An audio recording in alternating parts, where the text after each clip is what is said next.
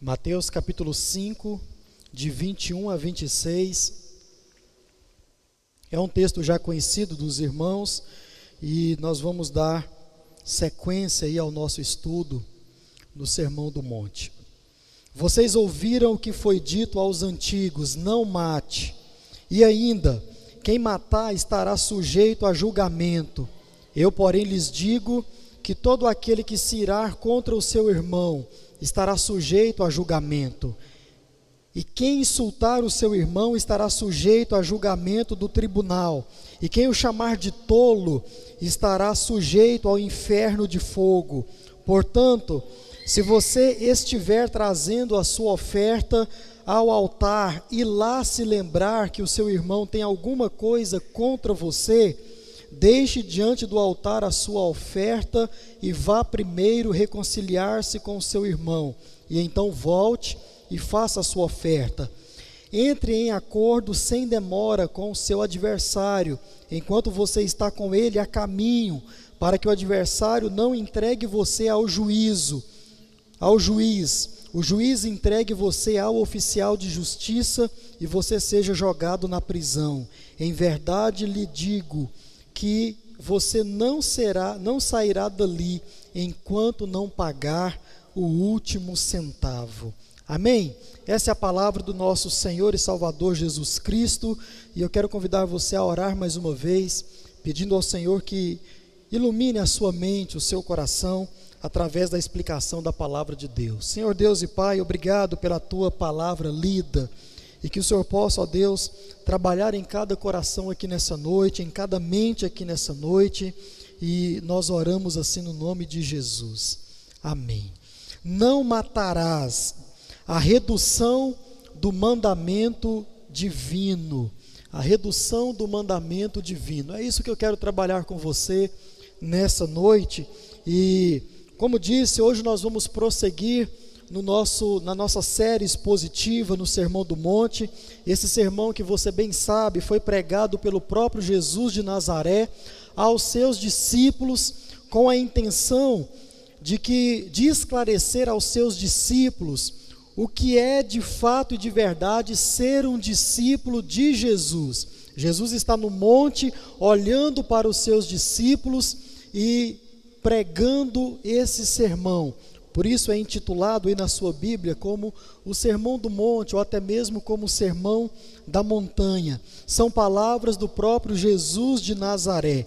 E essa palavra também serve para mim e para você, para nós que somos discípulos de Cristo, para que nós possamos a cada vez mais entender o que é ser um crente, o que é ser um servo de Jesus. Para você que não entregou a sua vida a Cristo, eis aqui algumas diretrizes, eis aqui alguns caminhos pelos quais você precisa caminhar, reconhecer, para que você possa vir também a se tornar um discípulo de Jesus, e que você possa reconhecer isso nessa noite, no nome do Senhor.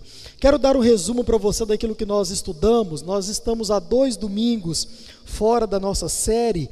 Nós pregamos no último domingo um sermão que nos lembrou sobre a cruz de Cristo, sobre a salvação, e nós então hoje vamos caminhar aí na nossa série expositiva. Então, para você lembrar de onde nós paramos, algumas coisas importantes. Primeiro, nós chegamos à conclusão de que aquilo que está escrito como letra é muito importante, sim. E nós estamos vendo isso a cada caminhar no Sermão do Monte. Aquilo que está escrito é importante de ser observado, mas olha só, nós chegamos à conclusão de que aquilo que está escrito, a letra, Paulo vai falar isso na sua carta de forma muito própria, não é a única forma, e também não é a forma inicial de se olhar para as Escrituras e de se interpretar as Escrituras sagradas, porque existe um sentido, existe um conteúdo, existe um espírito por detrás da letra, e Paulo vai falar que essa letra, quando você procura seguir a mera letra, é esse o termo que Paulo vai usar, isso traz morte, E nós vimos isso já no passado. E o que nós então chegamos à conclusão é que nós olharemos para a palavra de Deus, buscando o seu sentido, o seu espírito, o conteúdo por detrás daquilo que está escrito, as lições a serem aplicadas na minha e na sua vida, na vida da igreja de Jesus, para que aí sim, eu e você, depois de ter observado as lições, o princípio, nós possamos então cumprir cada palavra que está escrito na lei de Deus, e isso de forma sadia, de forma correta. Segunda coisa para você trazer à sua memória: Jesus, ele não queria que os seus discípulos recebessem as suas palavras, esse sermão, da mesma forma em que os escribas e fariseus receberam e ensinavam a lei de Deus no seu tempo. Você bem sabe que eles recebiam a lei de Deus e ensinavam essa lei de forma totalmente deturpada. E isso por quê? Por causa das suas más intenções, por causa daquilo que eles queriam causar numa sociedade, naqueles que olhavam para eles. Então por isso eles oravam da forma que oravam, eles falavam da forma que falavam, intenções erradas, equivocadas, e interpretavam a lei de Deus também com base nessas intenções erradas. Os escribas e fariseus, eles diminuíam, eles reduziam o ensino da lei. A lei foi dada a Moisés e dada ao povo, para que o povo pudesse ser ensinado e reter dessa lei ensinamentos, lições preciosas para o seu caminhar diante de Deus, como servos de Deus, como povo escolhido de Deus. Os fariseus, eles procuravam diminuir esse ensino, ficando somente com a letra. E Jesus então, ele não queria que o mesmo acontecesse com os seus ensinos a partir desse momento.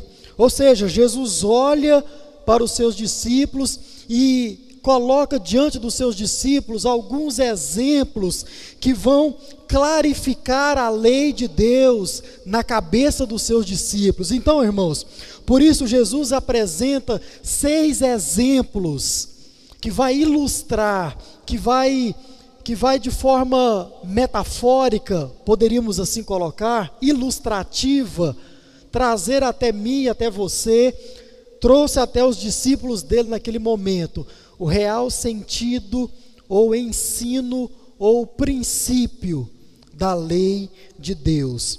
E o que nós veremos a partir de hoje são essas ilustrações. Então, Jesus aqui não tão somente ele está repetindo o que foi dito ou dado a Moisés em Êxodo capítulo 20. Jesus está colocando alguns exemplos de como interpretar a lei, como interpretar aquilo que foi dito, aquilo que foi entregue a Moisés. Então, através dessas ilustrações que Jesus coloca diante dos seus discípulos e de mim, de você hoje, ele quer fazer com que eu e você, nós venhamos cumprir a vontade de Deus de forma correta, de forma saudável. E com esses exemplos, Jesus quer nos passar esses princípios que você já sabe muito bem, mas nós vamos ainda uma vez mais trazer à nossa memória. E nós percebemos esses princípios no último domingo, onde nós estudamos aqui sobre o Sermão do Monte, há 3 domingos atrás. Veja só, o primeiro princípio que esses exemplos de Jesus, a saber, se você for olhar para a sua Bíblia aí, mais à frente, você vai ver a respeito da ira, que é o que nós vamos começar a trabalhar hoje. Você vai passar aí e você vai ver acerca do adultério, outro exemplo de Jesus, a respeito do divórcio, dos juramentos, da vingança, do amor aos inimigos. Ou seja, 6 exemplos que Jesus dá sobre como eu e você nós devemos interpretar a lei de Deus. E dentro de cada um desses exemplos, Jesus vai trazer até mim e até você os princípios que a lei de Deus quer nos ensinar.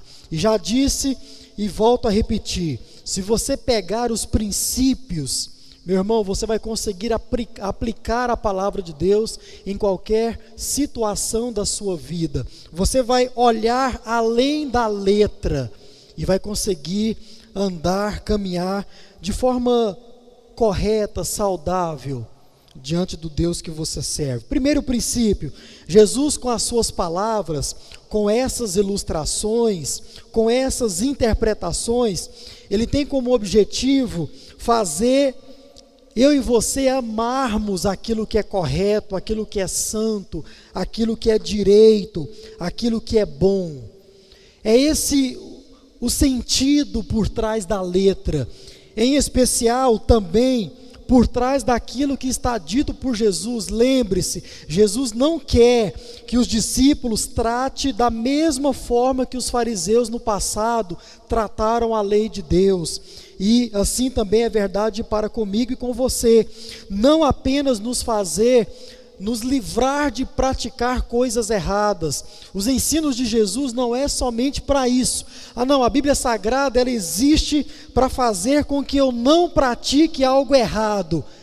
Isso também, mas não é só isso, e esse não é o primeiro sentido pelo qual a Bíblia existe. Mas sim, mais que isso, para fazer com que você, meu irmão, ame aquilo que é direito, aquilo que é santo.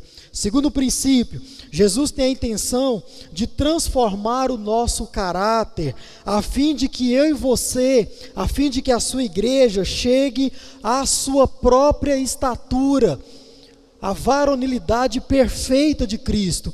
Por isso que Jesus, ele interpreta a lei, ele ilustra a lei com as suas palavras, para moldar a minha vida e também a sua, e não somente para fazer com que eu e você nós venhamos cumprir algumas regras éticas, não é só isso, mas é para transformar o nosso caráter. Terceiro princípio, Jesus tem a intenção de fazer com que eu e você nós venhamos conhecer mais e mais o Deus que nós servimos. A vontade desse Deus, que diz a palavra, é santa, perfeita e agradável às nossas vidas. É isso que está por trás daquilo que está escrito. Não tão somente fazer eu e você obedecer à lei por causa da lei. Como você aprendeu, a lei não é um fim em si mesmo, mas ela tem um sentido por detrás. Qual é o sentido? Fazer com que os discípulos de Jesus conheçam, se aproximam cada vez mais do Deus Todo-Poderoso. Então, esses são os princípios de Deus, o Espírito que está por detrás da lei, que está daquilo que está literalmente escrito como letra. E é sobre esse olhar, meus irmãos, que eu e você, nós vamos continuar olhando para o restante do capítulo 5 e também para o restante de todo o sermão pregado por Jesus. São exemplos, são ilustrações de como cumprir a lei de Deus.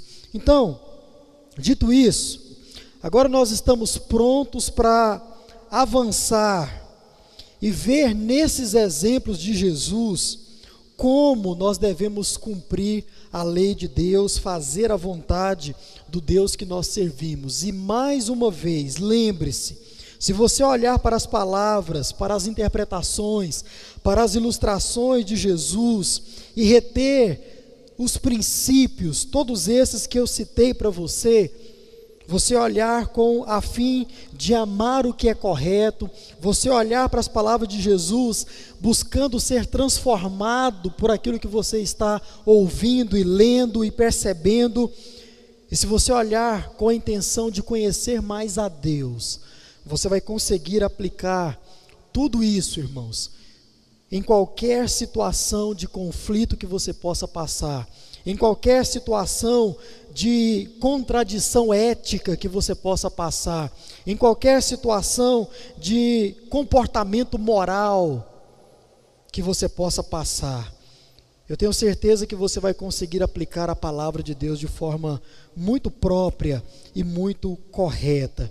Então, hoje eu quero ver com você de forma específica, de forma necessária e muito prática, a maneira como os escribas e fariseus diminuíam a lei de Deus, em especial esse mandamento que está diante de mim e de você nessa noite. Existe um mandamento, você conhece, não matarás. E eu quero mostrar para você como os escribas e fariseus diminuíam esse mandamento em especial. Pastor, por que é importante eu entender isso e o porquê disso? Porque talvez, irmãos, nós vamos ver aqui ao longo da nossa mensagem, que eu e você nós possamos estar agindo na nossa vida cristã exatamente como os escribas e fariseus estavam agindo. Nós podemos, por um motivo ou por outro, em algum momento da nossa caminhada cristã, está fazendo com a palavra de Deus, com a lei de Deus, com os ensinamentos de Jesus, a mesma coisa que os escribas e fariseus, os mestres da lei, estavam fazendo no seu tempo, que é diminuindo aquilo que está como princípio, como ordenança, como mandamento na palavra de Deus, e você vai perceber um pouco disso nessa noite. Então, para que eu e você nós não possamos praticar isso, viver dessa forma, é que nós devemos entender como os fariseus reduziam esse mandamento que diz, não matarás. Então vamos lá, como eles reduziam esse mandamento em especial. Primeiro, são só dois. Primeiro, diminuindo os requisitos do mandamento. Irmãos, eu quero que você preste muito atenção, porque você vai perceber aqui que esses homens, os escribas e fariseus, você não pode olhar para as suas palavras como, não, esses homens não sabiam de nada. Esses homens, eles eram homens de um tempo passado, homens rudes. Não, esses homens eram muito espertalhões, por assim dizer. Era aquele tipo de pessoa que, como você já sabe, me ouviu aqui, eles queriam sempre tirar vantagem, em especial da lei de Deus, para que eles pudessem viver sem culpa diante da lei, para que eles pudessem olhar para a lei e, ao chegar no fim do seu dia, dizer, como você já me ouviu encenar aqui, a lei estava diante deles na parede, eles então saíam, viviam o seu dia e voltavam e diziam o seguinte, não matei, cumpri a lei de Deus. Mas você vai ver nessa noite que eles diminuíam cada mandamento que o Senhor Deus colocou para Moisés e também para o seu povo. Eram homens espertos. A palavra de Deus, a Bíblia Sagrada, os tratam como mestres da lei. Não mestres dos ensinamentos da lei, mas mestres da lei. E não é à toa que esse título é dado a esses homens no passado. E eles então faziam as suas afirmações em cima das suas interpretações, em cima das suas observâncias em cada mandamento. Veja só, nós devemos entender esse ponto dessa maneira, preste muita atenção. Para os fariseus, matar só se dava em um sentido literal, ou seja, assassinato. Para eles matar era tão somente isso, você assassinar alguém, tirar a vida de alguém, e isso de forma literal. Era somente isso, o assassinato que eles diziam que era contra a vontade do Deus Todo-Poderoso. Ou seja, irmãos, para os mestres da lei, o único requisito para sofrer as consequências da lei era o assassinato, não mais, dentro desse mandamento. Dentro dos outros, existiam outros requisitos, mas hoje nós trataremos somente desse. Então, eles olhavam para o mandamento e diziam isso, não tirei a vida de ninguém, estou com o meu relacionamento em dias, com o meu Deus. Por quê?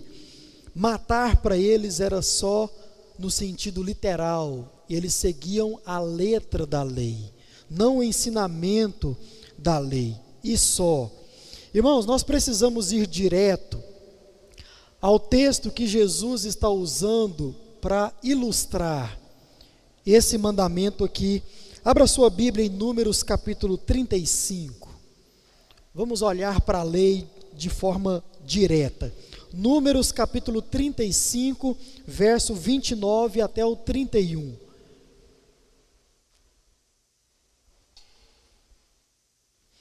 E nós vamos direto então a esse mandamento que é usado por Jesus como exemplo para mostrar que a letra mata e que o Espírito é o que vivifica, como disse Paulo na sua carta. Números capítulo 35, verso 29, o irmão pode projetar para a gente também, para facilitar.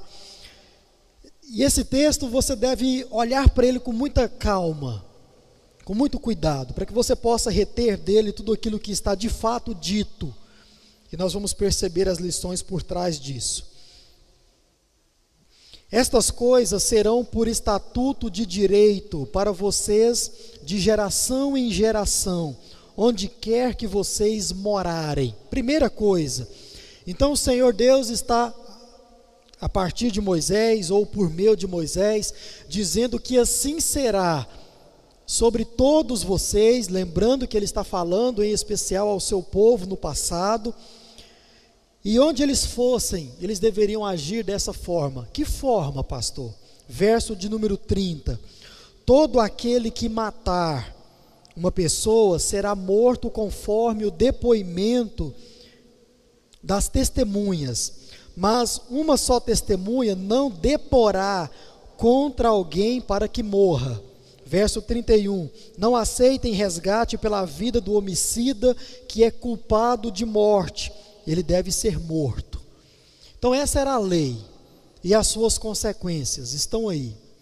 Agora, irmãos, para que eu e você nós possamos entender esse primeiro ponto, que eles diminuíam o mandamento, diminuindo os requisitos do mandamento, nós precisamos fazer aqui nesse texto uma observação. Sim, primeiro, quando nós observamos esse texto, nós percebemos que ele parece dar base para os fariseus ensinarem o que eles estavam ensinando. Irmão, coloca para mim o Mateus capítulo 5, verso 21. Você vai ver as palavras aí, Jesus citando aquilo que os fariseus e os escribas ensinavam. Então, eles diziam lá em Mateus, olha, não mate, esse é o mandamento, você não pode matar. E vem o texto e diz que nós não podemos matar. Então, primeira coisa, matar de forma literal é pecado, sim ou não? Sim. Você não deve fazer isso, em nome de Jesus, não faça isso. É ir contra a vontade de Deus? É ir contra a lei de Deus, tirar a vida de uma pessoa? Então, os escribas e fariseus estavam ensinando corretamente. Olhando para esse mesmo texto, sim, aquele que matar, esse passará por um julgamento, passará por um tribunal, por um júri. Sim, o texto mostra isso de forma muito clara. Então, quando lá em Mateus, Jesus cita as palavras dos fariseus, dos escribas e fariseus, e traz isso como exemplo para que nós possamos extrair da lei os seus princípios, nós percebemos que os fariseus ensinavam então de forma correta. Então, pastor, o que eles faziam de errado? Muito bem, o ponto aqui, irmãos, é o seguinte: eles ensinavam somente isso. Somente isso. Não ensinavam todo o ensino que esta lei está mostrando. Talvez você ainda não percebeu isso. Eles olhavam para esse texto, citavam números, citavam Êxodo, e ensinavam tão somente a letra, aquilo que estava escrito. Eles apenas ensinavam que ninguém podia matar ninguém, e que se matasse, iria ter um julgamento, iria ter um tribunal. Ou seja, irmãos, eles não davam a mínima importância para os sentimentos que levavam, ou os sentimentos que podiam levar uma pessoa a assassinar uma outra pessoa. Eles olhavam somente para a prática do assassinato. E não é isso que a lei ensina, não é isso que o Senhor Deus ensina. E eu vou mostrar para você ainda no Antigo Testamento nessa noite. Ou seja, eles não levavam em conta, ouça com atenção, aquela maldade que habita no coração de qualquer ser humano, de todo ser humano. Eles não levavam nada disso em conta, que pode fazer mal a uma pessoa, maldade essa que pode fazer mal a uma pessoa, sem lhe tirar a vida. De novo, eles olhavam para aquilo que estava escrito: não mate, se você matar você vai passar por um tribunal, por um julgamento. E eles chegavam em casa com a sua consciência tranquila, limpa, e diziam: não matei ninguém, nenhum julgamento pode vir sobre mim, glória a Deus por isso. E eles ensinavam isso também, mera letra. Agora, irmãos, por quê? Porque para eles o único requisito da lei era o assassinato de forma literal. Não mate, eles resumiam isso, então somente a esse assassinato. E quando nós olhamos então para a Bíblia Sagrada, irmãos, nós vemos claramente o próprio Deus, ainda no Antigo Testamento, ainda por boca dos seus profetas, dizer que Ele não olha tão somente para os nossos atos, Ele não olha tão somente para as nossas ações, para o fim do pecado. Você aprendeu que o pecado do assassinato, ele começa necessariamente um pouco antes. E onde que ele começa? Dentro do coração. Dentro do coração. O próprio Deus olha para o coração antes de olhar para as nossas ações externas. Ou seja, preste atenção aqui, antes de olhar para aquilo que você faz ou está fazendo, Deus, ele está olhando para aquilo que há dentro de você, que levou você a fazer aquilo que você está fazendo ou cometendo. Desculpe aqui esse neologismo. Abra sua Bíblia em 1 Samuel capítulo 16, verso 7. E você vai ver o próprio Deus por boca do profeta, falando isso que nós acabamos de dizer aqui. 1 Samuel capítulo 16, o verso 7. Esse episódio você conhece muito bem. Enquanto você abre, eu vou refrescar a sua memória. É o momento onde Samuel vai à casa de Jessé para escolher um novo rei para Jerusalém, escolher um novo rei para Israel. E aí está narrado a escolha de Davi como rei de Israel e como homem segundo o coração de Deus. 1 Samuel capítulo 16, o verso 7. Eu quero ler com você apenas a parte B. Coloca aí, irmão, para mim, por favor. Diz assim: porque o Senhor não vê como o ser humano vê. O ser humano vê o exterior, porém o Senhor vê o quê? O coração. O Senhor vê o coração. Para você entender o que está sendo dito aqui, Samuel chega na casa de Jessé e fala para Jessé o seguinte: olha, eu vim aqui por parte de Deus, e dentre os seus filhos eu vou escolher um rei que o Senhor Deus vai me revelar. Pois bem, Jessé traz o primeiro filho, o mais velho, Eliabe. É um bom nome para você colocar no seu filho, Eliabe. Por quê? Era um homem muito forte, era um homem bonito, vistoso. Diz aí um pouco antes do nosso verso. Samuel não teve dúvida, colocou os olhos em cima daquele homem e disse: é esse. Certamente é esse que o Senhor Deus vai revelar e vai dizer que será o rei de Israel. Mas aí vem a palavra do Senhor dizendo que Olha, eu não olho para o exterior. Eu não olho para aquilo que você pode fazer de forma necessária. Eu olho para o seu coração. E se você for continuar a fazer a leitura, você vai perceber que chama um, chama outro, e nenhum deles é.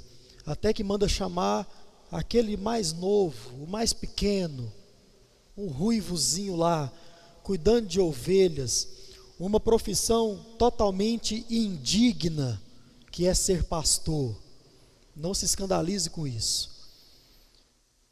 E o Senhor então diz, é esse.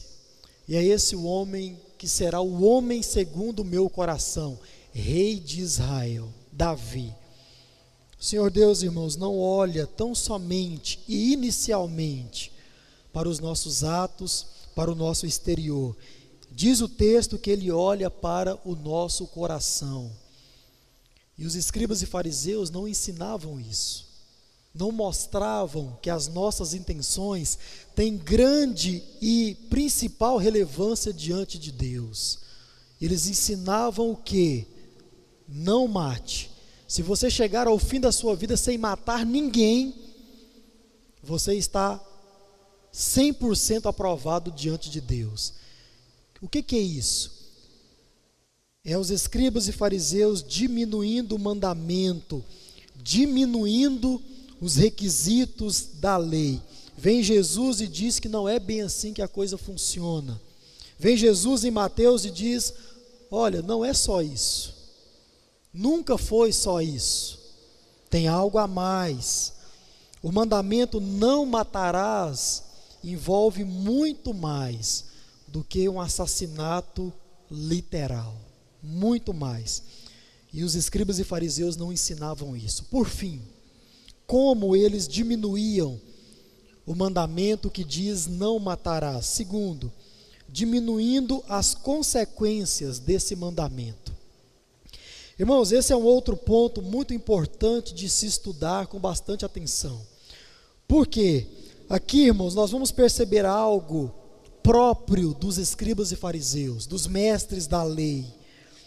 E como eu e você, nós já vimos, nós vamos mais uma vez perceber a esperteza desse povo.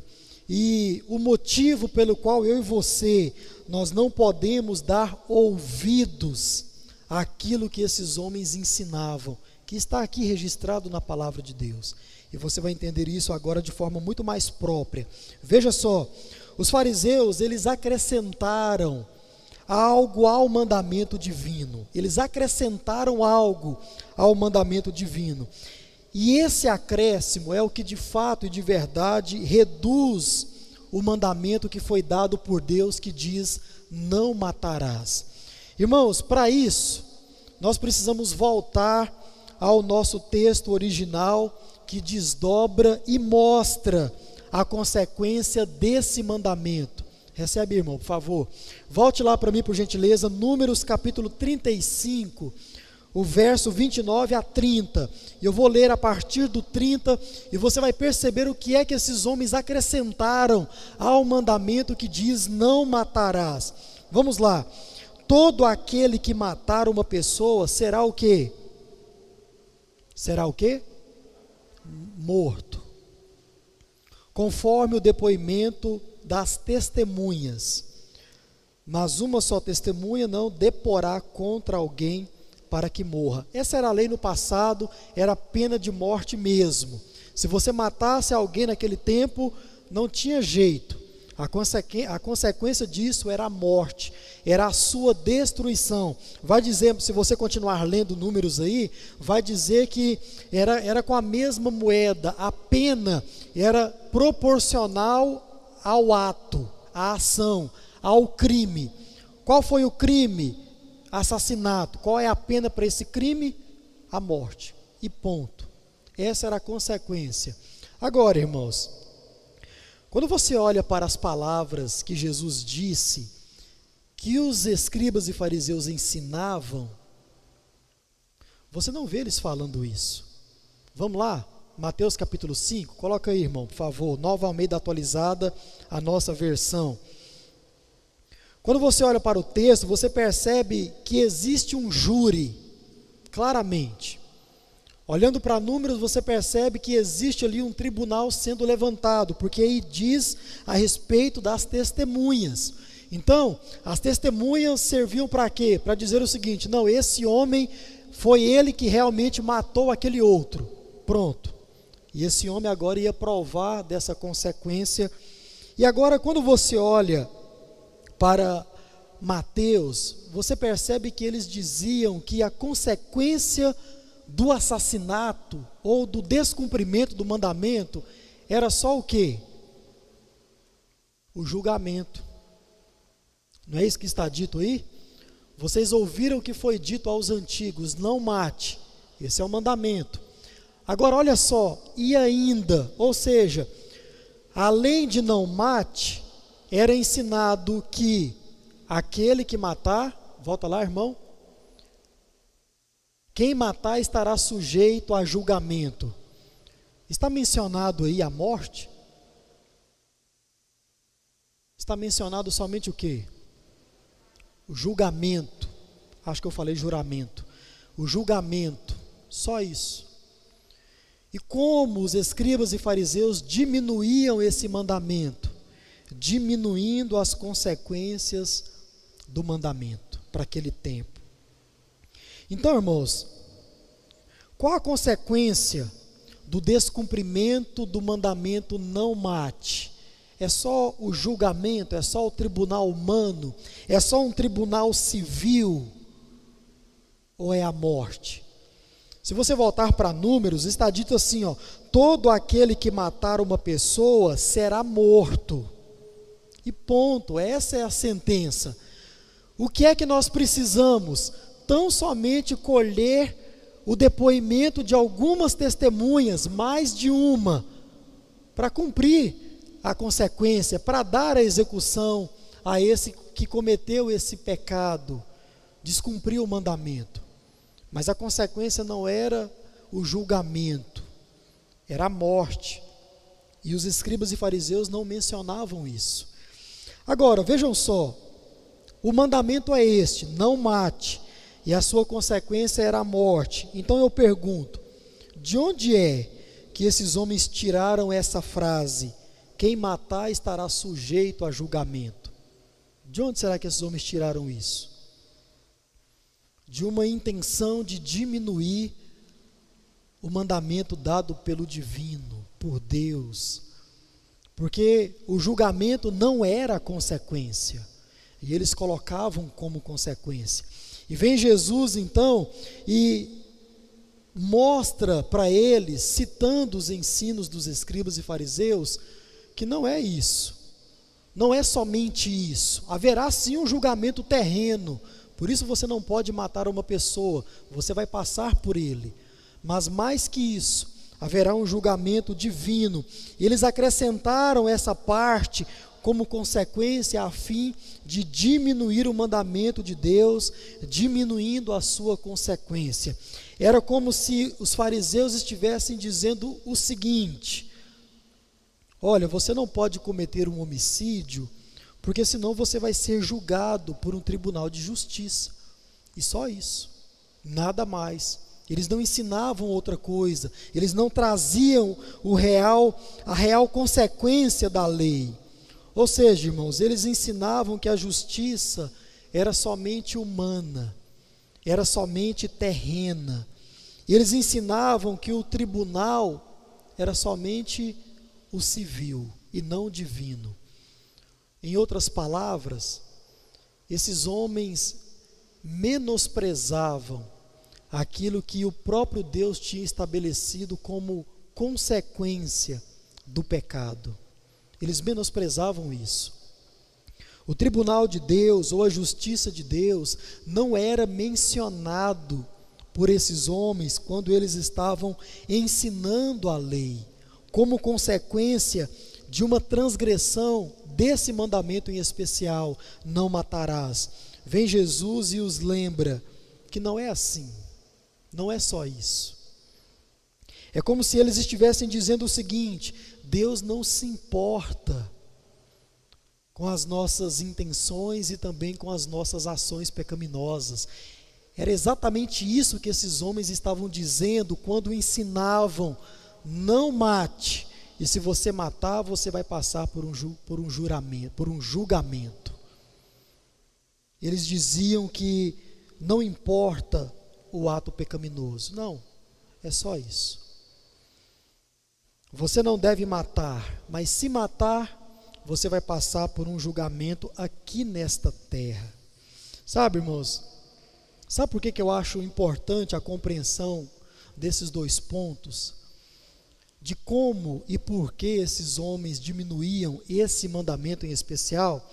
Eu acho isso muito importante porque em muitos momentos da nossa vida, como eu disse no início, nós podemos estar vivendo as nossas vidas cometendo exatamente as mesmas atrocidades que esses homens cometiam quando estavam diante da lei de Deus. Nós podemos estar diminuindo a consequência do pecado. Nós podemos estar diminuindo os requisitos do pecado. Não, pecado é só isso aqui. Isso que eu estou cometendo não é pecado. Por quê? Porque a Bíblia não diz isso. E você mesmo indo contra a sua consciência, mesmo indo contra aquilo que o próprio Deus está plantando no seu coração, mas porque não está escrito, você diz: não, isso não é pecado. Ou porque todo mundo faz e já caiu na normalidade, você diz: não é pecado. Ou porque você não vê as consequências terrenas sendo trazidas até aqueles que cometem pecados diante de Deus, você diz: não, não é tão grave assim. E nós podemos cair nesse erro de descumprir o mandamento de não mate, porque nós nunca assassinamos alguém. Abra sua Bíblia em Provérbios, capítulo 15. Marque esse texto na sua Bíblia. Porque, irmãos, diz a palavra de Deus que não é bem assim. Os olhos do Senhor estão em todo lugar. E diz Provérbios 15, verso 3, contemplando ou olhando, vai dizer a Nova Versão Transformadora, observando quem? Os maus e os bons. Então, não é porque a gente nunca matou ninguém, não é porque a gente nunca roubou ninguém, não é porque a gente nunca foi para a cama com outra pessoa que não o nosso marido ou a nossa esposa, que talvez nós não tenhamos descumprido a lei de Deus, o mandamento de Deus. Isso é o que está escrito, esse é o exemplo que Jesus usa. Mas o ensinamento por detrás é muito maior e muito mais profundo. E você já sabe, quanto mais profundo, mais desafiador é. Eu quero terminar nessa noite lembrando você uma coisa muito básica, quando nós estamos diante da lei de Deus. Já ensinei para você, por isso eu quero lembrar a você. A lei de Deus, ela veio para mostrar que eu e você, nós não conseguimos chegar diante de Deus como justos, como santos, como inculpáveis, como pessoas boazinhas. A lei de Deus, no seu quesito salvífico, ela veio exatamente para isso, para que eu e você olhássemos para aquilo que está escrito, para os ensinamentos que estão detrás daquilo que está escrito e chegássemos à conclusão: se não for a graça de Deus, não há salvação para mim. Porque a lei, ela é esse espelho que mostra quem eu sou. E mostrando quem eu sou, ela mostra que existe a necessidade de um intermediador, de um salvador, de Jesus Cristo. A lei mostra isso para mim e para você. Então, irmãos, Jesus nos mostra isso também com as suas interpretações, que é isso que nós estamos estudando, não mate. E o restante aí do texto que nós lemos aqui no capítulo 5, ele vai falar da ira, ele vai falar do tratamento um com o outro, ele vai falar da forma como você chama o seu irmão, como você trata o seu irmão.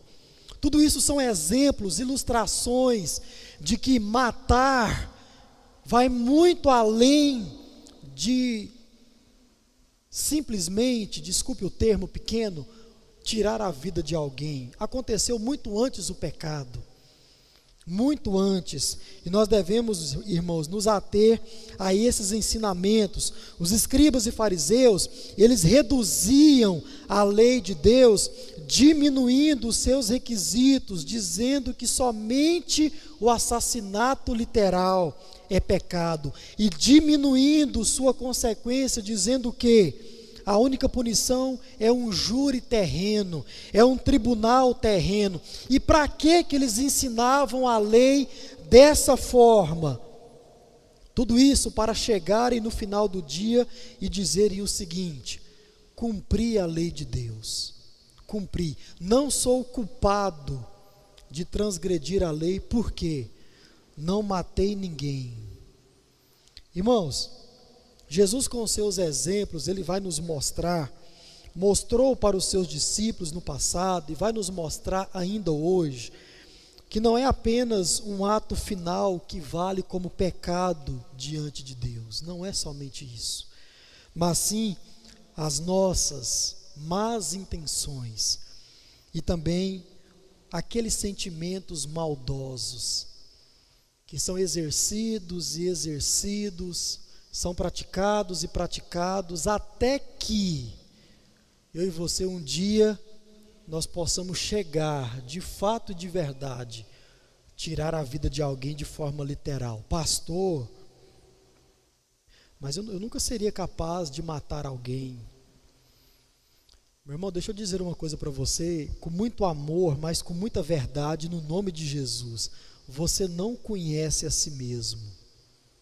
Diz a palavra que quem conhece é o Deus Todo-Poderoso. Eu não me conheço a tal ponto de dizer o seguinte: eu não sou capaz disso ou daquilo. Nós não podemos fazer isso, falar isso. É como que se Jesus estivesse dizendo o seguinte: não é porque você não matou ninguém hoje que você não deixou, ou você deixou de descumprir a lei de Deus hoje. Não é só porque você não tirou a vida de alguém. Será que você não maltratou alguém? Será que você não nutriu dentro de si um sentimento malicioso para com outra pessoa? Será que você não desrespeitou alguém hoje? Será?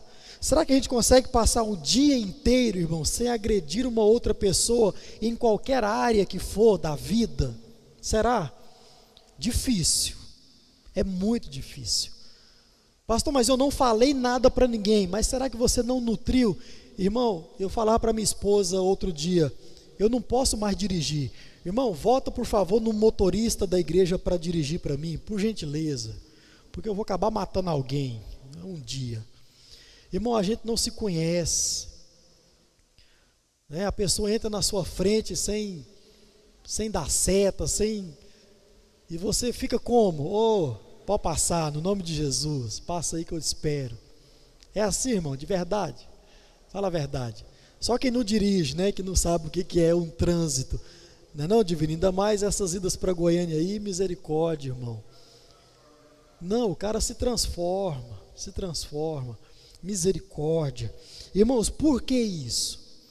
Porque todos nós somos pecadores, todos nós somos falhos, todos nós precisamos da graça de Deus sobre as nossas vidas, da misericórdia de Deus sobre as nossas vidas, para que nós possamos de forma saudável nos relacionar com o nosso próximo e também com Deus que nós servimos. Termino citando um exemplo disso para você. Talvez você diz o seguinte: não, pastor, eu não sou capaz de fazer nada disso. Deixa eu trazer à sua memória algo muito triste da nossa cidade. Você é conhecedor que há algum tempo atrás, em um período muito curto, nós tivemos aqui 2 casos de violência à criança. Por parte de quem? Você tem medo? Não. Pastores. Irmãos, o que eu mais ouvi durante esse tempo todo foi isso. Abre aspas. Eu nunca imaginei que isso ia acontecer com fulano. Pastor, mas quem via nunca imaginava um negócio desse. Por que isso, irmãos? Se não for a graça de Deus, irmão, eu e você, nós estamos perdidos. Recebi um profissional aqui na nossa igreja outro dia, e ele falou: pastor, eu não consigo mais confiar em ninguém, não. Eu não consigo mais confiar. Se um pastor faz uma coisa dessa, e os outros, e os meros mortais, disse ele. E eu disse: irmão, não tem nada a ver o que você está falando. Quer ver um exemplo disso? Abraão era um homem de Deus, sim ou não? O que ele fez com a sua própria esposa? Vai lá e diz que você é minha irmã, para que eles não me matem. Aí, como se não bastasse, o filho fez o quê? A mesma coisa. Olhou para sua esposa: não, vai lá e fala que você é minha irmã. E diz o texto, irmãos, Faraó ficou mesmo com a esposa dele. Davi, nós citamos aqui, o homem segundo o coração de Deus. Misericórdia, irmão. Foi capaz de levar um homem para frente de batalha, porque não viu uma outra forma de acabar com aquele homem, porque tinha adulterado com a esposa desse homem. O homem segundo o coração de Deus. Pergunto, deixou de ser o homem segundo o coração de Deus por causa disso? Não. Pergunto também, deixou de ser homem porque começou a ser o homem segundo o coração de Deus? Também não. Se não for a graça, irmãos, eu e você, nós estamos perdidos. Se não for a graça, nós somos um assassino em potencial. Começa a nutrir ódio por alguém, e você vai ver onde é que isso vai dar um dia. Começa a nutrir ira dentro de você por alguém, seja lá quem for, e você vai ver onde isso vai dar um dia. Primeiro numa discussão, depois numa pequena agressão, e depois, letra da lei. Então, 2 coisas para você praticar depois de ouvir essa palavra nessa noite. Primeiro, fuja da arrogância de ser conhecido como um homem ou uma mulher de Deus. Isso não é algo que vai te livrar de talvez cometer um assassinato na sua vida, ou qualquer outra coisa.